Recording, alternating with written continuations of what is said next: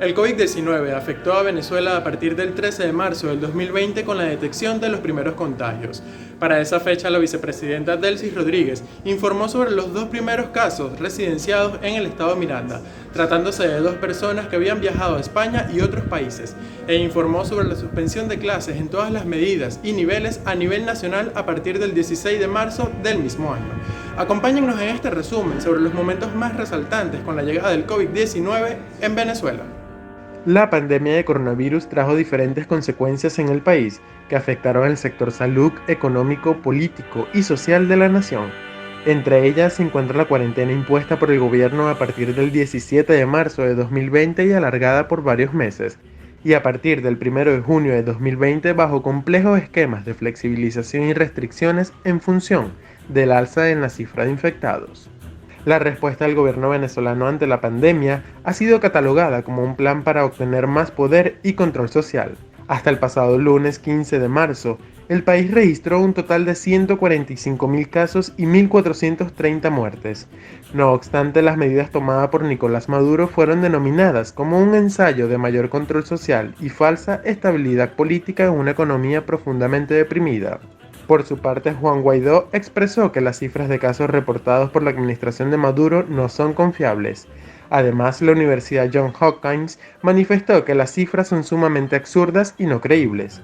Por su parte, la alta comisionada de las Naciones Unidas para los Derechos Humanos, Michelle Bachelet, ha criticado la falta de transparencia en las cifras proporcionadas. Durante los meses posteriores, las cifras de infectados continuaban aumentando, de igual forma en los casos recuperados. La administración de Maduro anunció varias medidas restrictivas y de flexibilización de la cuarentena en función de los brotes y picos de contagio, siendo el más conocido el esquema 7+7, que consiste en una semana radical y otra semana flexible. Ahora estamos en el 7+7. Yo ratifico que en Venezuela hemos descubierto el método del 7+7. 7 días de cuarentena radical más 7 días de flexibilización segura.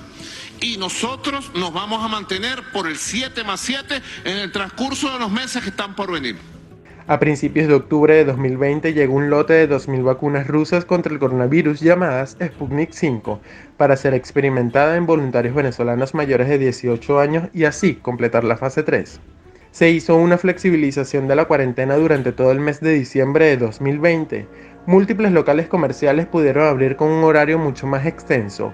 Hubo tránsito libre en todo el territorio nacional, manteniendo como única medida sanitaria el uso de la mascarilla antibacterial y distanciamiento social en espacios públicos y comercios. Para enero de 2021 se reanudó el esquema 7+7 antes mencionado según las flexibilizaciones establecidas en el mes de noviembre. En febrero de 2021, Nicolás Maduro aseguró que el país había registrado 10 casos de COVID-19 en su variante brasileña, una cepa más contagiosa del virus. Y yo quería, alertar a todos nuestros compatriotas, hombres y mujeres, familia venezolana. Ha llegado esta variante y tenemos que cortar las cadenas de transmisión de esta variante. Al primer día decretado de la cuarentena social en el país, las calles del centro de la capital sucrense estuvieron militarizadas y con regular afluencia de personas.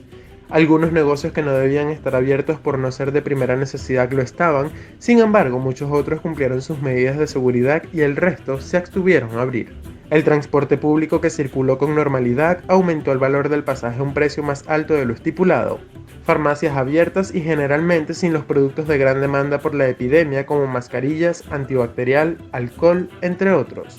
Aunque para ese entonces no se había oficializado el primer caso de coronavirus en Cumaná, algunos ciudadanos debieron salir a las calles para dotar sus despensas con el fin de evitar salir de sus hogares en los siguientes días.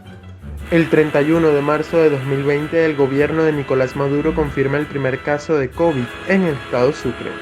Se trataba de una mujer proveniente de Perú que residía en la comunidad de Maizanta, ubicada en la avenida Cancamures de Cumaná, y que había pisado el suelo cumanés el 16 de marzo. La paciente era sintomática, se encontraba bajo cuidados médicos y se le realizó la prueba rápida de coronavirus luego de que ésta asistiera al médico por una diarrea. Para esa fecha ya muchos cumaneses habían acatado la normativa principal del uso estricto del tapabocas, los cuales muchos de ellos eran elaborados de forma artesanal. Sin embargo, más de 114 personas fueron apresadas y 100 comercios obligados a cerrar por el incumplimiento de la misma. En el sistema de transporte público, los choferes instaban a los pasajeros a utilizar las mascarillas y en caso contrario se les prohibía abordar la unidad. Hoy, el estado Sucre contabiliza más de 2.175 casos por coronavirus, de los cuales el 94.71% han sido recuperados y 50 fallecidos, según cifras ofrecidas por el gobierno regional. Pese a la nueva normalidad, muchos son los venezolanos que no acatan las restricciones pautadas a nivel nacional. Es por esto que instamos a la ciudadanía en general a mantener las medidas de bioseguridad, como el uso correcto del tapabocas, lavarse las manos con frecuencia y, por supuesto, mantener el distanciamiento físico. Debemos mantenernos firmes ante la esperanza de que con las vacunas y los avances médicos y científicos se logrará el cese de los contagios, para así regresar a la cotidianidad a la que estábamos acostumbrados hace un año. Para Azulejo Digital, Miguel Brito.